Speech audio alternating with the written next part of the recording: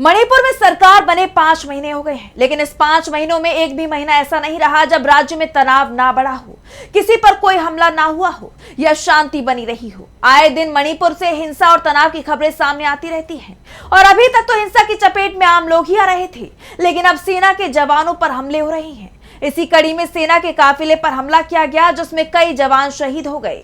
तो क्या है ये पूरी खबर, जानने के लिए देखिए ये रिपोर्ट। मणिपुर में नई सरकार का गठन भले ही हो गया है, भले ही बीजेपी ने फिर से अपना सीएम बिठा दिया हो, लेकिन राज्य में हमले और किसी न किसी के जान जाने की घटनाओं का सिलसिला अभी भी थमा नहीं और अब तो हिंसा की चपेट में आम जन के साथ साथ सेना के लोग भी आ रहे हैं।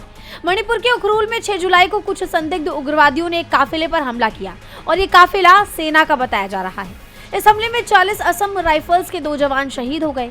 इस घटना ने मणिपुर में जारी तनाव को 7वें आसमान पर पहुंचाने का काम किया है। वहीं इस घटना के बाद काफी देर तक गोलीबारी हुई और इलाके में बड़े पैमाने पर सर्च ऑपरेशन चलाया गया। हमले में शहीद हुए जवानों की पहचान वारंट ऑफिसर बलवंत सिंह और राइफलमैन सीएम सिंह के तौर पर हुई है, जो कथित तौर पर काफिले की गाड़ी चला रहे थे। हमले को लेकर सुरक्षा अधिकारियों ने बताया कि हमला शांगशाक के पास नुंग शांग कोंग गांव के पास हुआ, जब 40 असम राइफल का एक काफिला अपने कैंप से एक पुलिस स्टेशन की तरफ जा रहा था।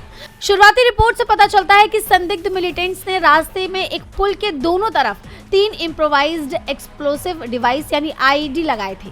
जैसे ही गाड़ियां उस रास्ते से गुजरी, 2 आईईडी फट गए, जिसके बाद हर तरफ से फायरिंग हुई, जिसे अधिकारियों ने एक कोऑर्डिनेटेड हमला बताया। सिक्योरिटी फोर्स ने ऑपरेशन शुरू किया। असम राइफल्स के जवानों ने तुरंत जवाबी फायरिंग की, जिससे करीब 1 घंटे तक जबरदस्त फायरिंग हुई।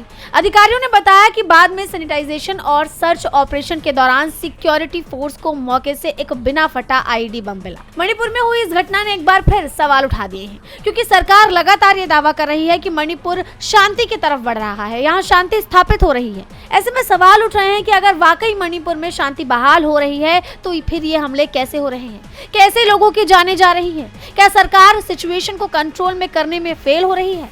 बड़ी बात तो यह है कि राज्य में घटना उस वक्त हुई जब मणिपुर में 6 नगा लोगों की जान जाने को लेकर पहले से बवाल मचा हुआ था। यानी साफ है कि मणिपुर के मामले में बीजेपी घिरती हुई नजर आ रही है। डीबी लाइव की रिपोर्ट।